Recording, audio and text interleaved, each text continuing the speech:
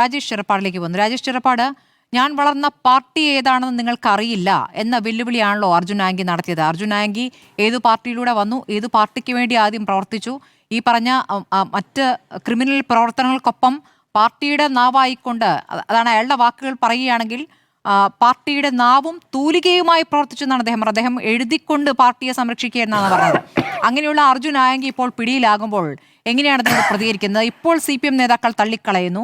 പക്ഷേ പല ഘട്ടങ്ങളിലായി നമുക്കറിയാവുന്നത് പല കേസുകളിൽ അയാൾ പെട്ടിട്ടുണ്ട്. പല കേസുകളും പാർട്ടിക്ക് വേണ്ടി പ്രവർത്തിച്ചാണെന്ന് അടക്കമുള്ള വിവരങ്ങൾ പുറത്തു വന്നിട്ടുണ്ട്. അപ്പോൾ ഇപ്പോൾ തള്ളിക്കളഞ്ഞുകൊണ്ട് കാര്യമുണ്ടോ രാജേഷ് ചെറുപ്പാട്?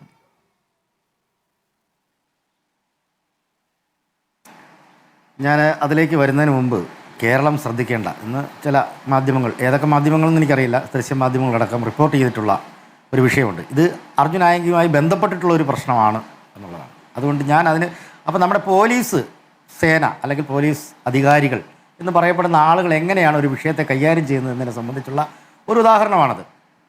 പത്തനംതിട്ട ജില്ലയിൽ, കണ്ണൂർ ജില്ലയിൽ നിന്നാണ് അർജുൻ ആങ്കയെ പിടിക്കുന്നത്. ഇന്നലെ അർദ്ധരാത്രിയിൽ പത്തനംതിട്ട ജില്ലയിൽ കമ്മ്യൂണിസ്റ്റ് പാർട്ടി ഓഫ് ഇന്ത്യ മാർക്സിസ്റ്റിൻ്റെ ലോക്കൽ സെക്രട്ടറി അടക്കമുള്ള SFIയുടെ നേതാക്കന്മാരടക്കമുള്ള പാർട്ടി മെമ്പർമാരായിട്ടുള്ള ആളുകളുടെ വീട്ടിലേക്ക് അർജുൻ ആങ്കി അവിടെ ഒളിവിലുണ്ട് എന്നുള്ള തെറ്റായ ഒരു വിവരത്തിൻ്റെ അടിസ്ഥാനത്തിൽ കയറി വരികയും അർദ്ധരാത്രിയിലാണ്, സ്ത്രീകളും കുട്ടികളും അടക്കമുള്ള ഉറങ്ങുന്ന സമയത്ത് എന്താണ് കാര്യമെന്ന് പോലും ബോധിപ്പിക്കാതെ ആ വീടുകൾ മുഴുവൻ റെയ്ഡ് ചെയ്യുകയും പരിശോധിക്കുകയും ചെയ്യുന്നൊരു നിലയുണ്ടായി. ഇത് പോലീസ് എന്ന് പറയുന്ന ഒരു ജനാധിപത്യ ഗവൺമെൻറ്റാണിത്. ഒരു ജനാധിപത്യ സ്വഭാവം അതിന് കാണിക്കേണ്ടതുണ്ട്.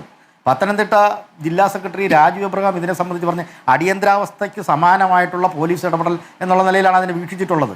വലിയ തരത്തിലുള്ള ഒരു പ്രക്ഷോഭത്തിലേക്കും സമരത്തിലേക്കും പോവുകയാണ്. അപ്പോൾ പോലീസ് എന്ന് പറയുന്നത് വളരെ തരത്തിൽ കയറൂരി വിട്ടിട്ടുള്ള ഒരു അവസ്ഥയിലേക്ക് പോവുകയാണ്. അർജുൻ ആങ്കയുടെ പേരും പറഞ്ഞുകൊണ്ട് അവിടെയുള്ള പാർട്ടി സഖാക്കളുടെ വീടുകളിലേക്ക് ഇരച്ചെത്തുകയും അർദ്ധരാത്രിയിൽ എന്താണ് കാര്യമെന്ന് പോലും പറയാതെ അവിടെ പരിശോധിക്കുന്നിരുന്നില്ല.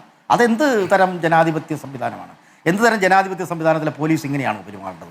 വലിയ തരത്തിലുള്ള പ്രതിഷേധം അതുമായി ബന്ധപ്പെട്ടിട്ട് ഉയർന്നു വരേണ്ടതുണ്ട്. അർജുൻ ആങ്കയെ സംബന്ധിച്ചിടത്തോളം ആ സ്മൃതിയുടെ ചോദ്യത്തിലേക്ക് വന്നു കഴിഞ്ഞാൽ, അർജുൻ ആങ്കി DYFIയുടെ ഒരു യൂണിറ്റ് തലത്തിൽ അല്ലെങ്കിൽ കീഴ്ഘടകങ്ങളിൽ പ്രവർത്തിച്ചിരിക്കുന്ന ഒരു ഭാരവാഹിയാണെന്നാണ് ഞാൻ മനസ്സിലാക്കുന്നത്. പിന്നീട് അദ്ദേഹം പാർട്ടിയുമായി ബന്ധപ്പെട്ട് പാർട്ടിക്ക് ചേർത്തി വിരുദ്ധം പ്രവർത്തിച്ചപ്പോൾ അദ്ദേഹത്തെ പാർട്ടി തള്ളിപ്പറയുകയും പാർട്ടി പുറത്താക്കുകയും ഒക്കെ ചെയ്തിട്ടുള്ള ആളാണ്. പിന്നെ ഈ സൈബർ പോരാട്ടം എന്ന് പറഞ്ഞു കഴിഞ്ഞാൽ അങ്ങനെ സൈബർ ഇടങ്ങളിൽ എഴുതുകയും അതിന് പാർട്ടിക്ക് വേണ്ടി പോരാട്ടം നടത്തുന്നതിന് വേണ്ടിയൊന്നും പാർട്ടി ആരെയും ഈ അർജുൻ ആങ്കി അടക്കമുള്ള ഇത്തരത്തിലുള്ള ആളുകളെ ഒന്നും ഏൽപ്പിച്ചിട്ടില്ല. അവരവരുടേതായ രീതിയിൽ കാര്യങ്ങൾ, അവരുടേതായ നിലവാരത്തിൽ കാര്യങ്ങളെ സമീപിക്കുന്നതിന് എല്ലാ സൈബർ പോരാളികളുടെ കാര്യത്തിലും പാർട്ടി അങ്ങനെ നിലപാടാണ് എടുക്കുന്നത്. ഏത് രാഷ്ട്രീയ പാർട്ടി ആയാലും. ശ്രീ രാജേഷ്, ഇപ്പോൾ ബാക്കിയുള്ളവരെ അധിക്ഷേപിക്കുന്ന പ്രവർത്തനങ്ങളും വാചകങ്ങളും ഒക്കെ എഴുതി നിറയ്ക്കുമ്പോൾ അതിന്റെ ഗുണഫലം നന്നായി അനുഭവിക്കും. അത് നന്നായി ഷെയർ ചെയ്യപ്പെടും. അതിലൊന്നും ഒരു കുഴപ്പമില്ല. കുഴപ്പം സംഭവിച്ചു കഴിഞ്ഞാൽ ഞങ്ങളുടെ ആളല്ല, ഞങ്ങളെ ഏൽപ്പിച്ചിട്ടില്ല എന്ന് പറയും.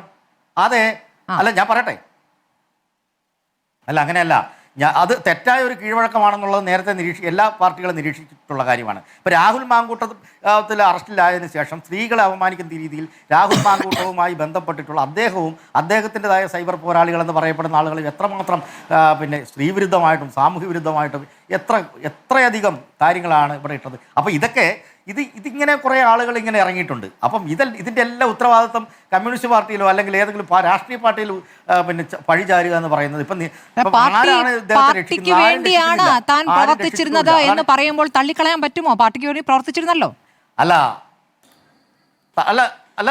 അതിനുള്ള മറുപടിയാണ് ഞാൻ പറയാൻ പോകുന്നത്. അതായത് ഇന്നലെ ബഹുമാനപ്പെട്ട പ്രതിപക്ഷ നേതാവ് CPIന്റെ പോളിറ്റ് ബ്യൂറോ അംഗം പിണറായി വിജയൻ പത്രസമ്മേളനത്തിൽ ഈ വിഷയത്തെക്കുറിച്ച് അർജുൻ ആങ്കിയുടെ പ്രശ്നത്തെ സംബന്ധിച്ച് ചോദിച്ചപ്പോൾ പോലീസ് അദ്ദേഹത്തിൻ്റെ അന്വേഷണം നടക്കട്ടെ, അർജുൻ ആങ്കിയുടെ വിഷയമായിട്ട് നമുക്ക് ഇതിൻ്റെ അകത്ത് പ്രത്യേകിച്ച് അഭിപ്രായം പറയേണ്ടതില്ല എന്ന് ഒന്ന്. രണ്ടാമത്തെ കാര്യം, CPMന്റെ സംസ്ഥാന സെക്രട്ടറി MV ഗോവിന്ദൻ മാഷ് ഈ വിഷയത്തെ സംബന്ധിച്ച് വളരെ കൃത്യമായ നിലപാടെടുത്ത് പാർട്ടിയുമായി ഒരു തരത്തിലുള്ള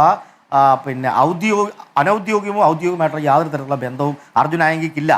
അതാണ് യാഥാർത്ഥ്യം. അതുപോലെ തന്നെ കണ്ണൂർ MV ജയരാജൻ സഖാവും ഈ വിഷയത്തെ സംബന്ധിച്ച് വളരെ കൃത്യമായ നിലപാട് സ്വീകരിച്ചു. അപ്പോൾ MV ജയരാജൻ സഖാവ് അത്തരം ഒരു നിലപാട് സ്വീകരിച്ചപ്പോൾ അർജുൻ ആങ്കി പോസ്റ്റ് ഇട്ടിട്ടുണ്ട്. അപ്പോൾ ഇതിൻ്റെ എല്ലാ പ്രവണതകളെയും ഇത്തരത്തിലുള്ള ആളുകളുടെ എല്ലാം മുഴുവൻ ഉത്തരവാദിത്തം പി ജയരാജന്റെ നിലപാട് എന്താണ് പറഞ്ഞതെന്ന് ഞാൻ കേട്ടിട്ടില്ല. പറഞ്ഞോളൂ.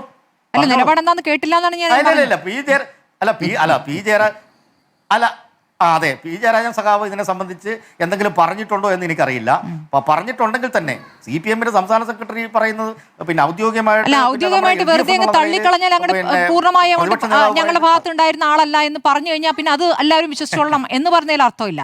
ശ്രീ രാജേഷ് ചെറുപ്പാട്, മനു തോമസ് എന്നൊരു നേതാവ് ഉണ്ടല്ലോ, അവിടെ ഒരു യുവ നേതാവ്, കണ്ണൂരിലെ ഒരു യുവ നേതാവ്, അപ്പോൾ പാർട്ടിയിൽ നിന്ന് അകന്ന് ജീവിക്കുന്ന ഒരു യുവ നേതാവ്, അദ്ദേഹം ചില കാര്യങ്ങൾ, ഒരു മോശം പാർട്ടിക്കകത്ത് കടന്നുകൂടിയ മോശം പ്രവണതകൾ, ഇത്തരത്തിൽ ആംഗി അടക്കമുള്ള ഈ തരത്തിൽ ക്രിമിനൽ സംഘങ്ങൾ എങ്ങനെയാണ് പാർട്ടിയുടെ ഭാഗമാകുന്നത് അടക്കമുള്ള കാര്യങ്ങൾ പറഞ്ഞിട്ടുണ്ട്.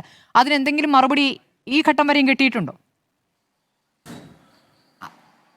ഈ ഘട്ടം വരെ കിട്ടാനെന്ന് പറഞ്ഞാൽ അദ്ദേഹം DYFI-യിൽ നിന്നും പിന്നെ പാർട്ടിയിൽ നിന്നും പുറത്തുപോയ ഒരാളാണ്. പുറത്തുപോയ ആളുകൾ പലതരത്തിലുള്ള ആരോപണങ്ങൾ, ഈ മനു തോമസ് മാത്രമാണോ? എത്രയോ ആളുകൾ എന്തെല്ലാം ആരോപണങ്ങൾ ഉന്നയിക്കുന്നു. അതിനെല്ലാം മറുപടി പറയുക, പുറകെ നടന്ന് മറുപടി പറയേണ്ട കാര്യം എന്താണ്? അത് കൃത്യമായ തെളിവുകൾ മറുപടി പറയേണ്ട കാര്യമില്ല. അപ്പോൾ അത്രയേ ഉള്ളൂ പ്രതിബദ്ധത. ഇതിൽ പാർട്ടിയിൽ കടന്നു കുടിക്കുന്ന മോശം പ്രവണത എന്ന് ചോദിക്കുമ്പോൾ അതിന് ഉത്തരം വേണമെന്നേ.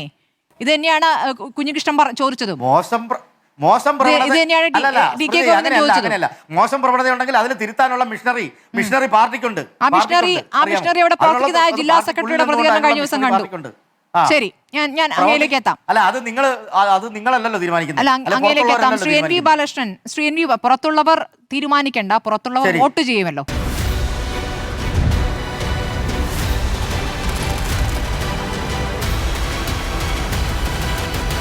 ഡിബേറ്റ് വിത്ത് സ്മൃതി പരുത്തിക്കാട്.